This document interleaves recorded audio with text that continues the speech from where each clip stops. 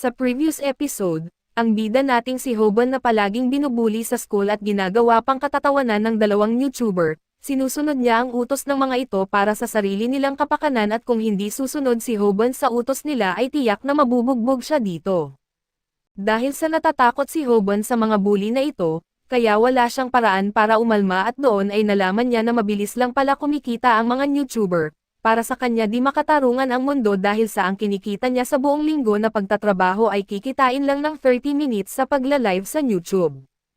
Gusto ni Hoban pasukin ang trabaho na ito hanggang sa dumating ang panahon, hindi sadyang nag-viral siya dahil lamang sa nangyaring bangayan nila ng isa sa mga bully at ito'y nakunan ng video sa pamamagitan ng 4K live camera. Naging sikat si Hoban overnight dahil sa video na ito at ang nakakatuwa ay kumita siya at ipinangbayad niya sa bills ng hospital kung saan nagpapagaling ang kanyang ina. At sa pagpapatuloy, sa araw na iyon bago pa ang pangyayari ay bago magsimula mag-show ay tinanggihan ni Snapper na maging kaibigan si Hoban, sa halip ay inaalok pa niya ang sarili na maging isang room producer at sinabi pa niya kay Paco na tinitiis lang niya si Hoban bilang kapartner sa negosyo. Ang tawag pa ni Snapper kay Hoban ay isang kabiguan, ngunit sinuntok siya ni Paco dahil sa pagtraidor niya kay Hoban para makuha ang tiwala nito at pinuna ni Paco na pati ngayon, tinatraidor niya pa rin si Hoban kaya't nagtataka siya kung may hiya ba si Snapper sa pagpapakitang tao niya sa lahat ng taong nakakasalamuhan niya. Lahat ay tumingin sa kanya ng pangiinis at sinang-ayunan ni Snapper na siya ang pinakamasahol na uri ng tao sapagkat sa kanyang tingin, ito ang tanging paraan niya para mabuhay at sa pamamagitan na rin ng paglapit niya sa mga mas malakas sa kanya, hindi siya marunong makipaglaban o kumuha ng mataas na marka kaya ito ang kanyang tanging paraan para umunlad.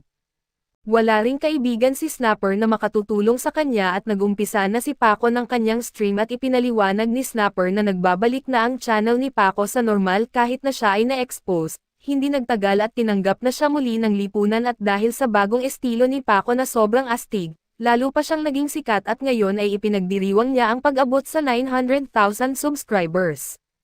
Ngunit patuloy pa rin ang pagbaba ng bilang ng subscribers dahil wala na si Hoban at walang bagong mga video ang inilalabas, sa kabutihang palad ay may ilang tapat na naghihintay sa kanyang pagbabalik ngunit hindi alam kung gaano katagal sila maghihintay. Sa sandaling iyon ay may naisip si Paco na plano para makakuha siya ng 1,000,000 subscribers, sinabihan niya si Snapper na kumbansihin si Hoban na bumalik sa paaralan, kinabukasan ay galit na galit si Snapper sa kanyang isip dahil sa tingin niya ito ang nakakadiring gawain ni Paco na ibinebenta lang ang kaibigan. Gayunpaman ay nag-alok si Paco na gawing cameraman ulit si Snapper kung magtagumpay ang kanilang plano na makakuha ng 1,000,000 subscribers. Pumayag si Snapper dito at pati na rin doon ay sinabi ni Snapper na hindi naman talaga kaibigan si Hoban mula pa noong una. Iniisip ni Snapper kung paano siya walang ibang pagpipilian kundi sumang-ayon dito dahil ito ang pagkakataon na kailangan niyang isakatuparan para mabuhay. Nagmadali si Snapper sa ospital at hinanap ang ina ni Hoban para sa kanilang tirahan. Siya ay nagpunta na sa kanilang bahay noon, ngunit hindi niya na maalala kung alin doon at ikinagulat niya nang malaman niya na hindi pala pumapasok si Hoban sa paaralan, at sinabi lamang ni Snapper na kailangan niya ito. Sa muli ay pinagtanggol ni Snapper ang kanyang ginawa sa pamamagitan ng pag-iisip na kailangang mabuhay siya kahit ano pa man ang mangyari at nang ibigay sa kanya ang kanilang address, sinabi ni Snapper na naligtas siya kaso makikita natin na siya ay muling sinaktan. Kinabukasan sa paaralan, siya ay may pananagutan kay Paco dahil galit siya na hindi niya napapauwi si Hoban at dahil kay Snapper, siya ay pinagtatawanan dahil hindi niya na makuha ang $300 na ipinangako para sa isang maliit na proyekto na kanyang pinagtrabahuhan. Ipinaliwanag ni Snapper na pumunta siya sa bahay ni Hoban at tinawag ito ngunit hindi ito lumabas. Hindi nag-aalala si Paco at sinaktan si Snapper ng mas malupit at nagdesisyon siyang bigyan si Snapper ng isang huling pagkakataon na kumbansihin si Hoban na pumunta sa paaralan at sinimulan ang kanyang livestream. Gayunpaman ay lubhang nagulat si Paco nang gawin ni Snapper ang kabaligtaran, sinabi niya kay Hoban na huwag pumunta sa paaralan at ibinunyag na makakakuha si Paco ng $300 kahit na binugbog lamang siya. Sinabi ni Snapper na baka pati ang buhay niya ay matapos ni Paco sa pagkakataong ito kaya't sinabihan niya si Hoban na manatili na lang sa bahay. Sobrang galit ni Paco at sinuntok si Snapper sa mukha at makikita natin kung bakit nagbago ng isip si Snapper habang nakikipag-usap sa ina ni Hoban noong araw bago ang pangyayari. Sinabi sa kanya ng ina na sinabi ni Hoban tungkol sa kanya na natutuwa siya na may kaibigan na siya sa klase. Sinabi pa niya na mas masaya na ang paaralan ngayon dahil sa kanyang bagong kaibigan kaya't sobrang nagulat si Snapper nang marinig ito. Si Snapper ngayon ay pinagtatawanan at iniisip kung siya ba ay isang traidor ba talaga, kaso iyon ay pawang mga salita lamang. Si Hoban sa kahit na paano ay tinawag siyang kaibigan kahit na alam na niya ito at dahil dito ay hindi na niya kayang traidorin pa si Hoban. Pagkatapos ay bumalik tayo sa kasalukuyan kung saan bumalik si Hoban sa paaralan sa kabila ng pakiusap ni Snapper na iwasan na siya. Pinanigurado ni Hoban na live streaming ni Snapper ito at ipinahayag na ang pamagat ay kung paano makipaglaban at talunin ang isang karaniwang tao. Labis na nagulat si Snapper na makita na ang kanyang kaibigan ay ganon kalamig ang pagtrato.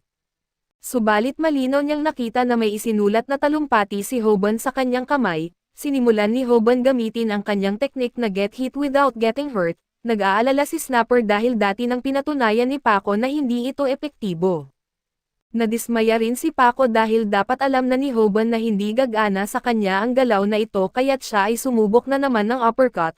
Isang pagbabalik tanaw sa isang buwan na ang nakalipas ay ipinakita kung ano ang nangyari matapos nasisiyahan si Hoban. Napagtanto niya na siya ay nagmamalaki lamang at nagdududa kung dapat ba niyang tuluyan ng iwasan si Bomi. Iniisip niya na hindi na niya kayang harapin ang kanyang mga manunood ngunit walang paraan para mabayaran ang mga gastusin sa ospital ng kanyang ina. Naroon si Hoban sa kanyang pinakamababang punto habang tinatanong niya kung bakit siya kailangang maging mahina at walang silbi. Kung ito ay isang anime ay marahil ay may himala na biglang magpapalakas sa kanya subalit sa kasawiang palad ni Hoban. Alam niyang ito ay realidad at gayunpaman ay biglang na-realize ni Hoban na mayroon siyang kanyang sariling uri ng himala at ito ay ang lihim na YouTube channel.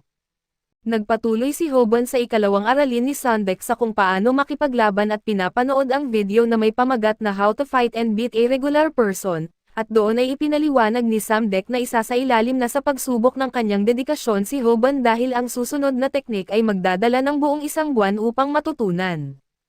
Sa tatlong essential sa pakikipaglaban, ang una ay ang pagpapalakas ng katawan at itinuro ni Sandek na kumuha ng mataas na kalidad na protina upang dagdagan ang kanyang muscle mass. May mga teknik ang mga profesional na mga fighter upang maugnay ang pagkakaiba sa laki kaso wala ito sa mga baguhan kaya kailangan nilang palakasin ang kanilang mga katawan upang maiwasan ang mga atake.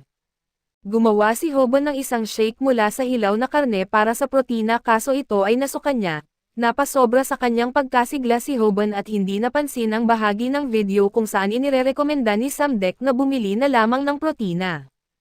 Ang ikalawang essential sa pakikipaglaban ay ang willpower. Wala si Hoban ng pera para bumili ng protina kaso seryoso siya sa pag-aaral kaya't pinilit niyang inumin ang mga shake na ginawa niya. Ipinaliwanag ni Sandek na ang sobrang pagkain ay maaaring magdulot sa kanya ng pagiging taba kaya't kailangan din niyang mag-ehersisyo. Ang ikatlong essential ay ang stamina. Inutusan siya ni Sandek na pumunta sa isang pool dahil ang paglangoy ang pinakamahusay na ehersisyo para sa pagpapalakas ng stamina. Mahalaga ang stamina dahil ito ay magpapahaba sa kanyang tagal sa isang laban. Nag-imbento rin si Dek ng isang teknik para mapabilis ang metabolism habang lumalangoy, at ito ay sa pamamagitan ng paglangoy na nakasara ang kanyang mga kamay at alam ni Hoban na ang mga swimming pool ay puno ng masayang mga extroverts kaya't hindi siya pwedeng pumunta doon. Gayunpaman ay lubos siyang determinado kaya't lumangoy siya sa isang pampublikong paliguan bilang alternatibo. Ito ay isang mabigat na trabaho kaya't si Hoban ay pagod na kaso hindi siya nawalan ng determinasyon. Gayunpaman, siya ay nabigla ng ibunyag ni Sandek ang mga dramatic na pagbabago sa kanyang lakas sa loob ng isang buwan at malamang hindi maaaring makuha ang lakas sa loob lamang ng isang buwan, ngunit ang itinuro niya ay isang magandang pundasyon at ang kailangan ng isang bagong manlalaban ay isang sandata na tinatawag na teknik. Labis na na-excite si Hoban sa puntong ito habang naghahanda siya upang matuto ng isang super galaw. Binanggit ni Sandek ang tanong kung aling uri ng mixed martial arts ang pinakaangkop para sa mga kaguluhan at isang beses na tinanong ng isang reporter ang isang kampyon na martial artist, at kung ikaw ay isang mahinang bata na binubuli aling martial art ang gusto mong malaman. Ang sagot ng lalaking ito ay isang kasanayan lamang at hindi ito ang boxing. Lubos na na-excite si Hoban sa puntong ito habang ipinahayag ni Sandek na ipapakita niya ngayon ang lihim ng kampyon. Nagbigay si Sandek ng mga tagubilin kung paano magkaroon ng tamang posisyon na ang buong bigat ni Hoban ay nasa kanyang harapan, at ang lahat ng tensyon ay inilabas mula sa likod na paa.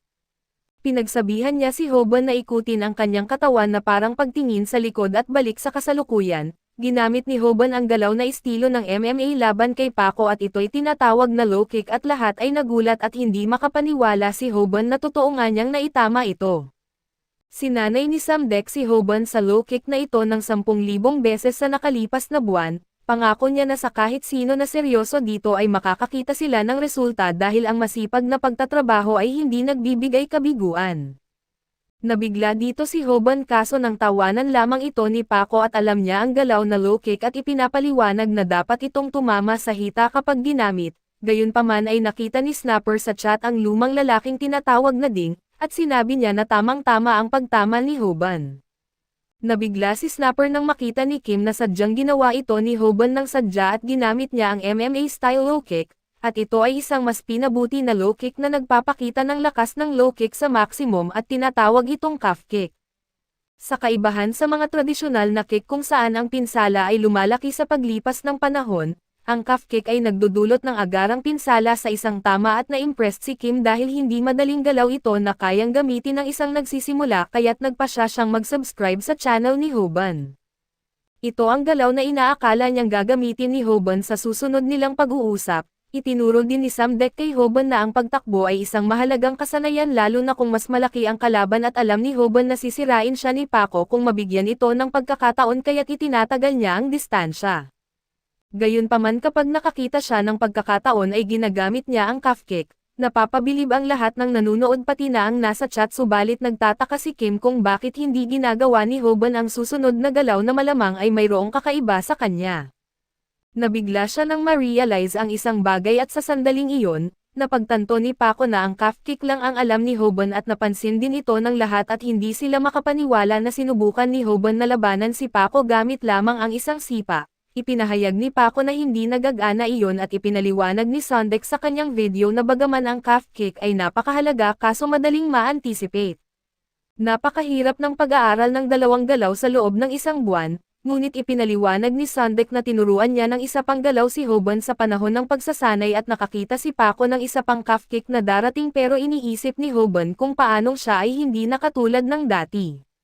Tinuruan siya ni Sandeck na mahanap ang kanyang pagkakataon kapag nakatuon na ang kanyang kalaban sa sipa at nakatuon na ngayon si Paco sa susunod na sipa ni Hoban, ngunit ipinahayag ni Hoban na hindi na siya isang weak na gaya noon.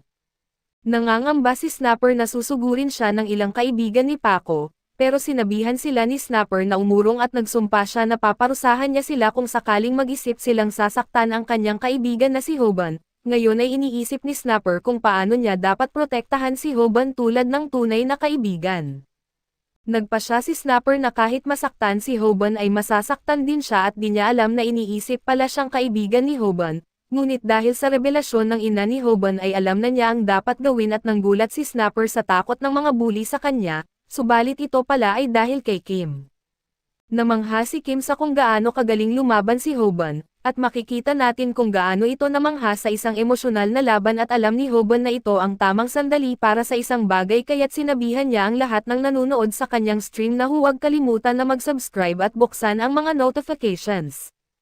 Mula noong araw na iyon ay hindi na bumalik si Paco sa paaralan subalit sigurado si Hoban na hindi dahil natatakot na si Paco sa kanya. Hindi rin talaga niya iniisip na siya ang nagtalo kay Paco at iniisip niyang kahit pagod na pagod siya, ang kanyang nagawa lamang ay isang lucky punch. Ang totoong kinatatakutan ni Paco ay ang kanyang kasikatan ay bumaba ng husto, nalulugod si Hoban dahil ito ang tamang parusa para sa isang gago at mas nakakatuwa pa, mas mabilis pang lumalaki ang viral hit YouTube channel ni Hoban. Nakapasa na siya sa 15,000 subscribers kaya't ipinapangako niya sa kanila na magpapatuloy siyang magtrabaho ng mas matindi. Pagkatapos ay pumunta si Hoban upang bigyan ng regalo ang kanyang ina at nagpanggap na hindi ito masyadong mahal na regalo. Nabanggit ng kanyang ina na bumisita ang kanyang kaibigan ilang araw na ang nakalipas. Wala naman siyang ideya kung sino ito at makikita natin na narito si Snapper na may daladalang regalo. Paalala ng ina ni Hoban na ito ang kaibigan na sinasabi niyang nagbibigay sa kanya ng lakas kapag nasa paligid at ngayon ay naaalala na ni Hoban, ngunit ang kaibigang ito na sinasabi niya ay si Kim pala. Nalulula si Snapper na hindi pala siya ito sa buong panahon at kinonfronte niya si Hoban tungkol dito. Sa totoo lang ay naisip na ni Hoban si Snapper bilang tunay na kaibigan at nag-away sila subalit iniisip ni Hoban na kahit medyo suplado si Snapper, siya ay totoong mabait. Kaso dito muna matatapos ang ating recap. Salamat sa inyong panonood hanggang sa muli.